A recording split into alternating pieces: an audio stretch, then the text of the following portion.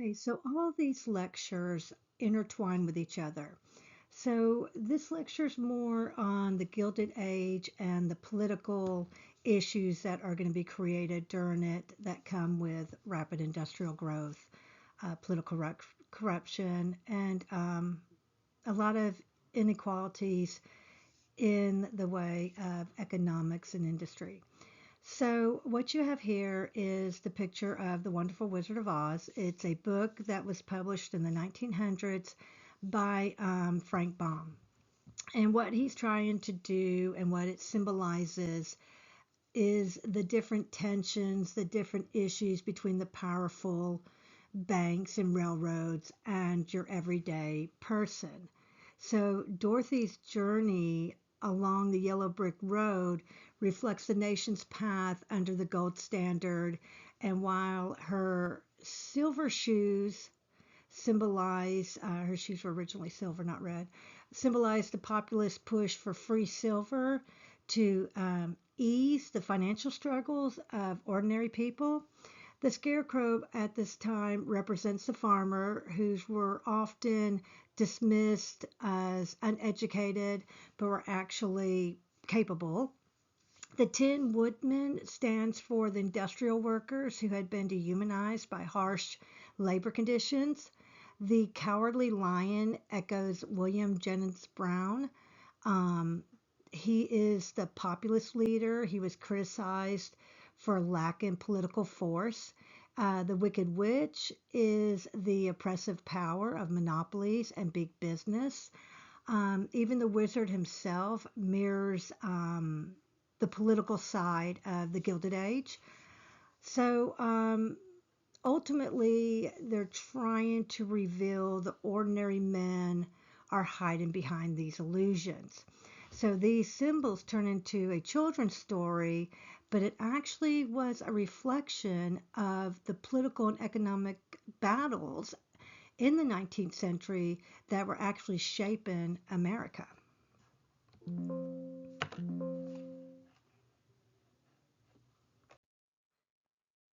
Again, a lot of this is going to cross over from other lectures.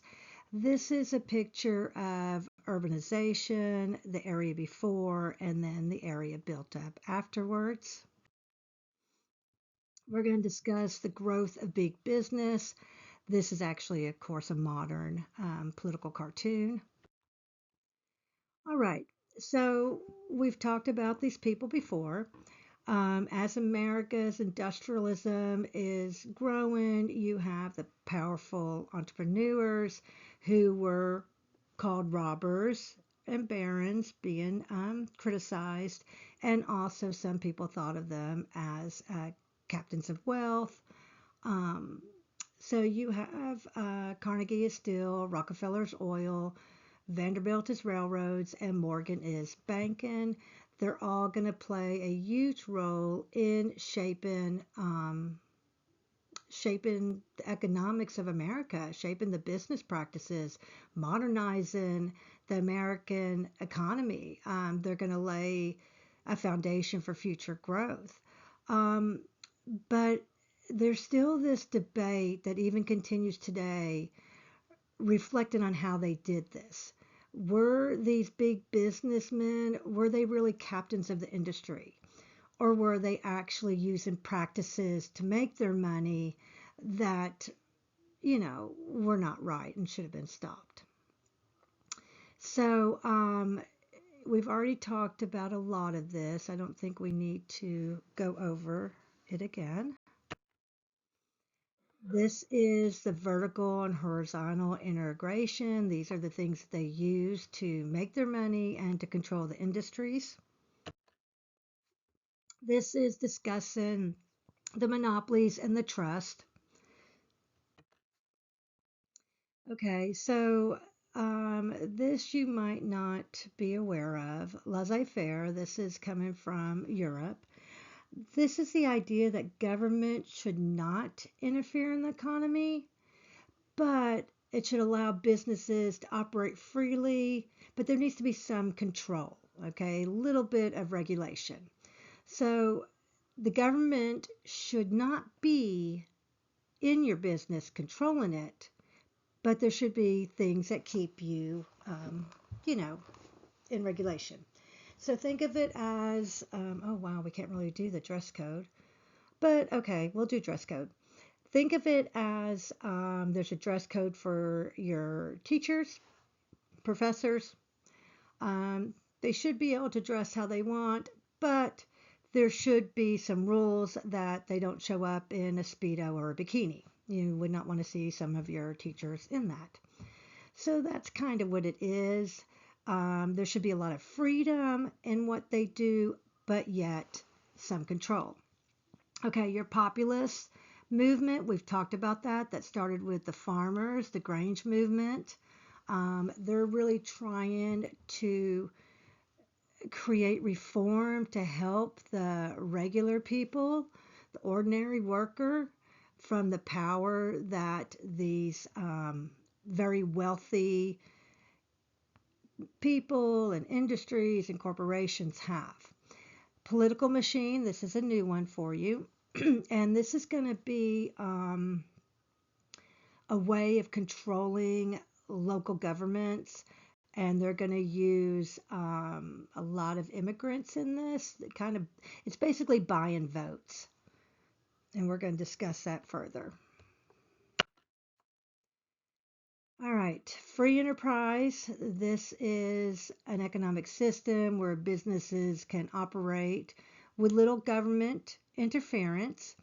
But you could start whatever company you want. If you wanted to start a company, making tacos and hot wings and your hot chips together into one big salad, you could start that company. I'm not sure what you'd call it, but you could start that company. You have the ability to do that.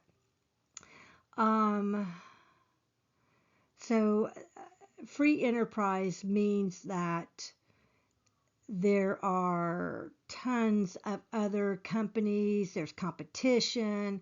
It's the opposite of the monopoly. It means that anybody can try and sell or do anything they want. And you have choices, just like you have choices now where you get your hot wings, you have choices where you get your hamburgers. You have choices, not just one company. All right, so one of the ways that the working class is going to fight these big businesses, this wealth and power that they're going against, they're going to try and change these harsh working conditions, the low wages, and they want to fight for fair treatment. So they're going to do this in labor unions, and then you have riots on the other side. So as industries are growing and people, the top, are making more and more money, the workers are going to start getting frustrated with, how their life is and what they're having to do to make the little money that they make. So you have two major labor unions. You have the Knights of Labor and the American Federation of Labor. These groups are going to fight and demand for shorter work days. This is how you get your 8-hour workday. Fair pay. You're going to have a lot of tension, a lot of issues when these workers strike or they go against management, their bosses, for these better conditions. You're going to have a lot of issues with the bosses. They're not going to be happy. So the labor unions are very important in testing, okay? So make sure you get your labor unions down. You have the Knights of Labor. They're founded in 1869. This is one of the first major labor unions in the United States, and they're going to welcome both skilled and unskilled workers at the time when most unions were not. So skilled, of course, means like maybe you're a welder. Maybe you know how to make plates. I don't know. And unskilled is you don't know anything and you need to be taught. So you're going to have major reforms are going to come from the Knights of Labor. You're going to get your 8-hour workday. It's going to help to end child labor. You're going to also, at this time, you had convict labor. So it was with Jim Crow laws, it was a way to keep people still in a form of slavery. So they were like laws that, and black codes and Jim Crow, that if you were out after a certain hour, you could be arrested. If you were loitering, if you were doing this. And once you were arrested, you were put into a chain gang and you were forced to work. So what it's saying is that the Knights of Labor helped to end child labor and convict labor. So that's what that is. If you were a prisoner, it helped to end this forced labor you had to do. Okay, so um, the thing that the Knights of Labor, they believe in, um, that society with workers who could own and operate industries that they labored in. It would give them greater control of their economic future. They believe strongly in peaceful methods using protests and boycotts rather than violence to push for change. Um, they are going to be ruined because of the Haymarket riot. And this is when the public is going to blame them for something that they didn't do, some violence that breaks out that they did not do. Um, so what they're doing is they're fighting at this time for the 8-hour workday. And they're in Chicago. It's early May, 1886. It's actually May 3rd. And workers are striking. So they're picketing. They're refusing to work at the McCormick Company. And the McCormick Company still exists. It's the company that you buy a lot of your spices, cinnamon, and all that stuff from. You'll see them. It'll say McCormick on it. So they're refusing to work because they want to have an 8-hour workday. They don't want to have to work past 8 hours. And they're met by police, a police force. And so this only agitates things, increases anger and frustration among the strikers. And in response, a radical labor leader, he calls for a mass meeting the next day at Haymarket Square. Okay, we're getting to the Haymarket Massacre. So he calls for a meeting on May 4th on how to deal with trying to peacefully strike and being met with the police. So he says, let's meet. So he calls for this meeting on May 4th. And it begins as a very peaceful rally, gathering up different supporters, different speakers who are addressing the crowd to get support for only working 8 hours a day. So as the event's winding down, somebody sets off a bomb and the police open fire into the crowd, and there's chaos that follows. And in the end, it leaves 7 police officers and 4 demonstrators, 4 people who are there, dead. And so this incident is created as this widespread hysteria against labor leaders and immigrants. And it's always linked to this. That's why we have Workers' Day, Labor Day, May 1st. So although the Knights of Labor had no involvement in it at all, the public is going to blame them for the violence. And this is going to, the Knights of Labor were the largest labor union at the time, and this is just going to, demolish that. Okay, so this guy has a funny name, I think. So the American Federation of Labor, it's founded in 1886, and it's under the leadership of Samuel Gompers. I just like his last name. Okay, so he is super influential in the labor union. The difference with this, with the Knights of Labor, is they only want skilled labor. They only want people who have skills, because that way they'll have more bargaining power if everybody has a skill. So they are going to fight for the 8-hour day. They're going to fight for higher wages, safer conditions. They're going to use collective bargaining rather than going for social reform. So his idea is just pure and simple unionism, meaning unions should focus on improving workers' daily lives rather than pushing any type of political agenda. Just stick with what you want. You want 8-hour workday, better pay, so just stick with that. So he's only allowing in people who have a skill, like a carpenter, a printer, a steel worker, a cigar maker, and not anybody else. So they are going to become a union that a lot of employers are going to refuse to recognize them. The bosses refuse to recognize the right to strike, that if something's wrong, the workers have a right to strike. Um, and it's going to just create more chaos. It's going to be a struggle for them, but you're going to have a lot of labor conflicts at this time, a lot of strikes, a lot of riots. Eventually, AFL is going to merge with CIO. And that AFL-CIO, that labor union that forms in 1955, that merges together, it still exists today. These are some strikes that you have. You have the Homestead Strike of 1892. This is going to erupt when the union's 3-year contract at Carnegie Steel Mill was about to expire after years of wage cuts. So they make less every year that they're working instead of making more.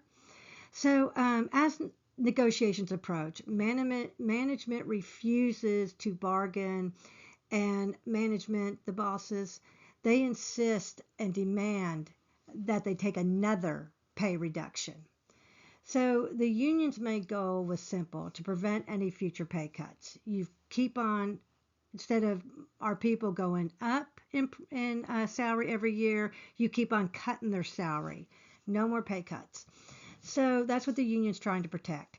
So on June 26, workers are locked out of the mill, and this triggers a major confrontation. So from July 1st to the 6th, the steel and iron workers launch a strike, and they successfully fought off Pinkerton, which is a private security agent that was sent to break up the resistance. On July 7th, the governor deploys the National Guard to protect the strike breakers and regain control of the mill. So, overwhelmed by this state force, the union eventually admits defeat, and several strike leaders are charged with murder. And the Homestead Strike becomes this major setback for labor unions nationwide. And it weakens their efforts to organize industrial workers for years to come, which is exactly what you would want to happen if you were, a wealthy business owner. All right, so you have different strikes during this time period. We just talked about the Haymarket strike. You have a railroad strike in 1886, which it kind of highlights the frustrations and the wage cuts and the harsh conditions of the railroad industry. And you have the Homestead Strike. You have the Pullman Strike in 1884. That is going to be, again, with the railway. The Pullman Strike, Pullman was, they made a type of railroad car that you could sleep in and that was comfortable. The Pullman Strike is going to involve federal troops again. They're going to intervene. They're going to shut down rail traffic. They're going to stop the workers from striking. Striking is when they go out and they don't do their job until the boss meets their request. So they're going to lose again. And again, they just want basic rights. They just want an 8-hour workday and fair pay. Okay. You have in 1894, you have Jacob Coxey, and it's called the Coxey's Army. And It's organized. It just starts as a few unemployed workers, and they're marching from Ohio to Washington, D.C.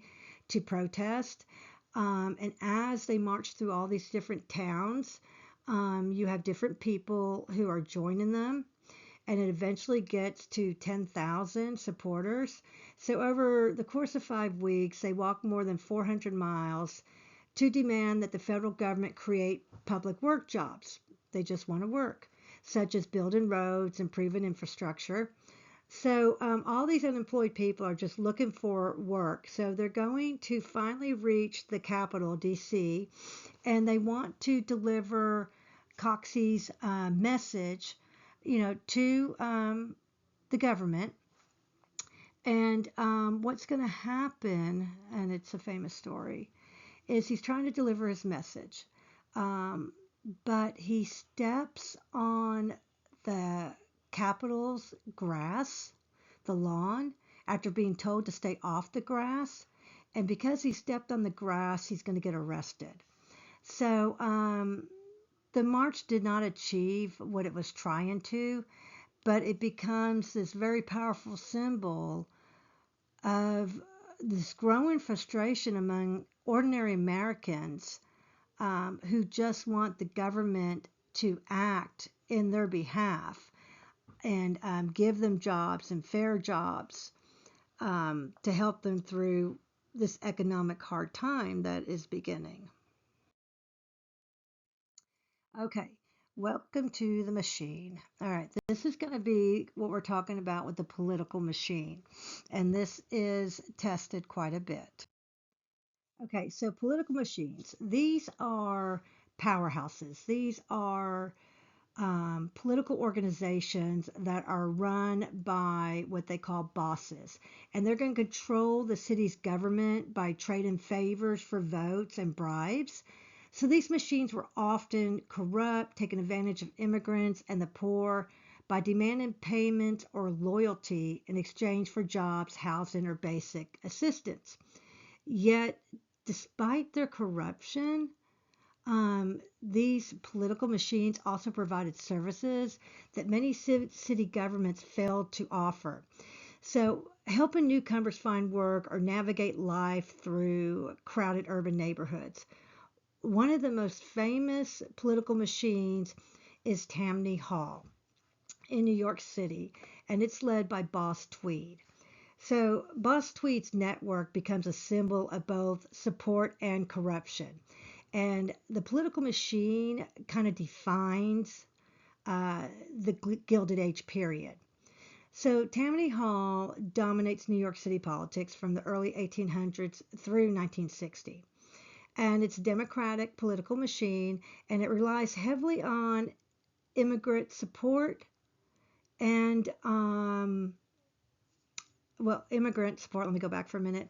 Especially the Irish. The Irish immigrants are huge in this.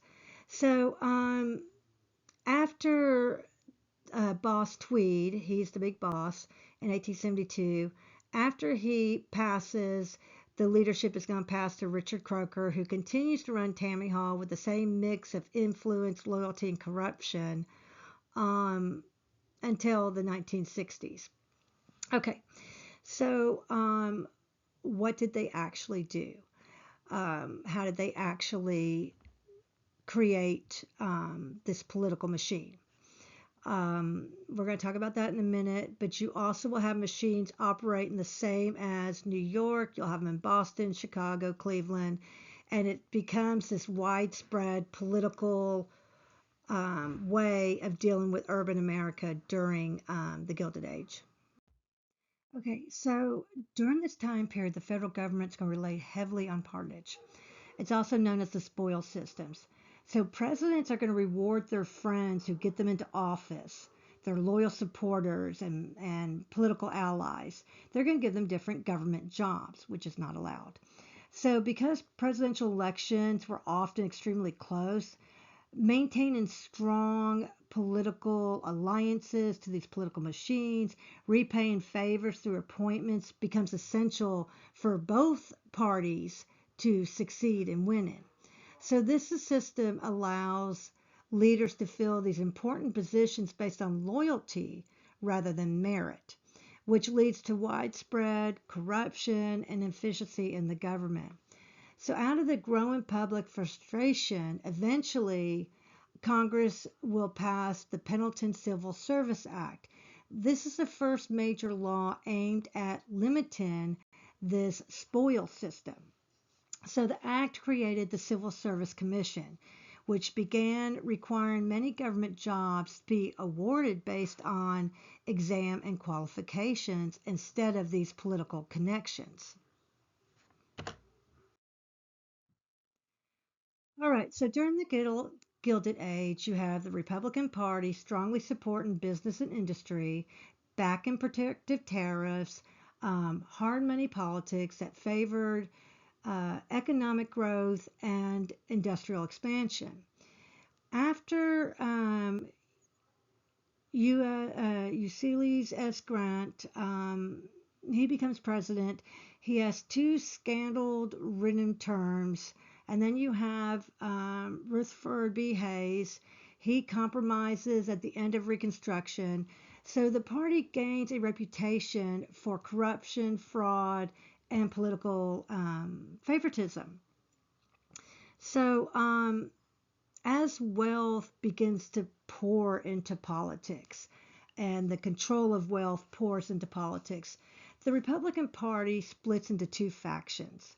The stalwarts who defend traditional machine politics and spoil system, and what's known as the half-breeds who push for moderate reform and a cleaner government.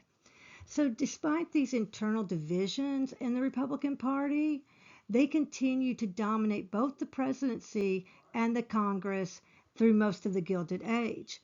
So, this is going to shape national policy during this period of rapid industrialization.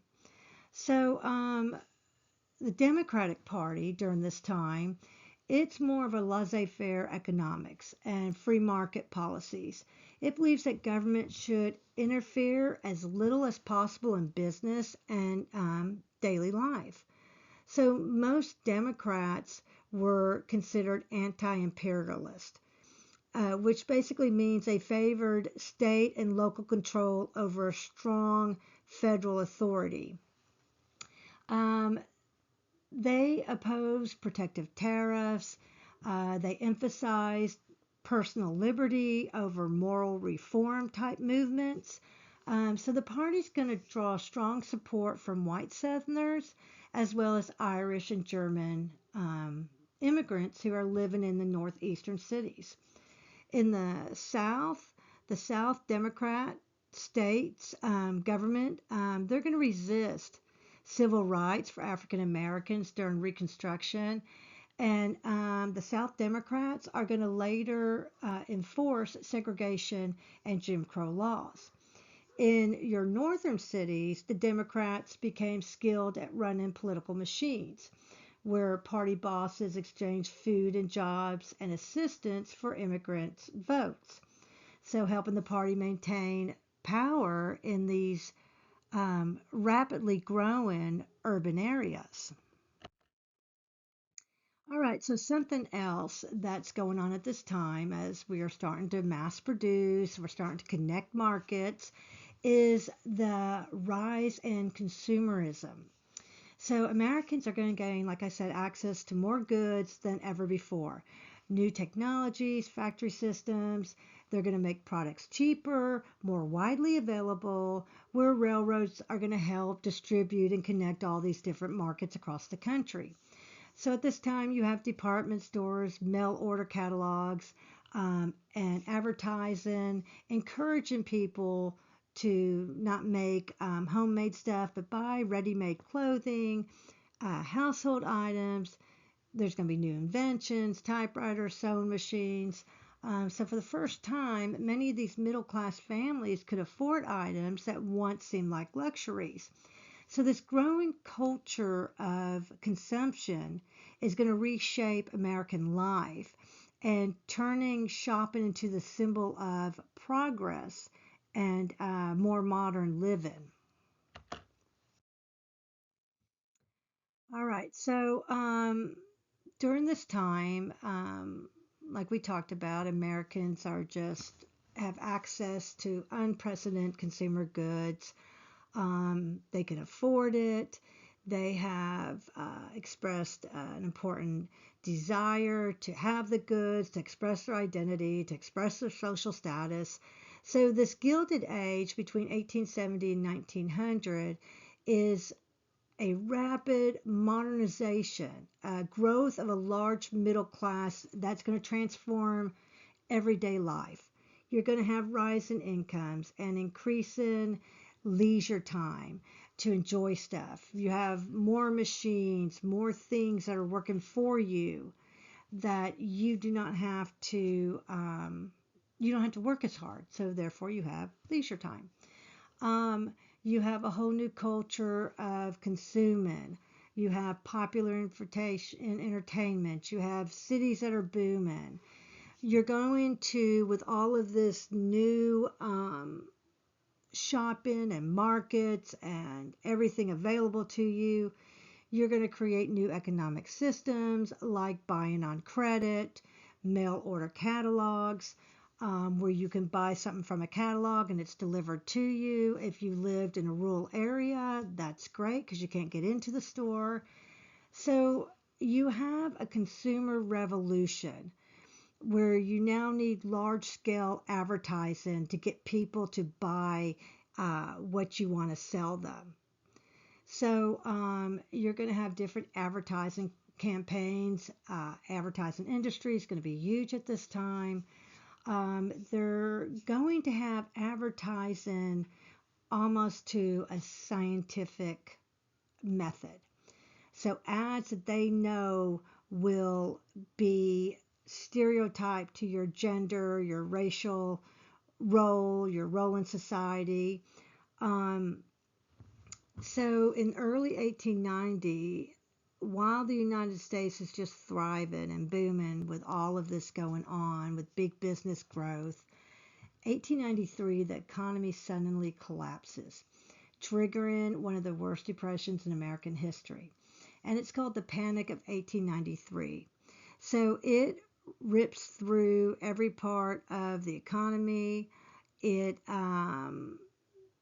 it's caused by just overbuilding, reckless speculation, especially in the railroad industry, whose rapid expansion just simply it couldn't be sustained. It was unsustainable how fast they were growing. So as companies fail and confidence, evaporates, by the end of the year, 74 railroads had gone bankrupt, 600 banks had collapsed, and more than 15,000 businesses shut down.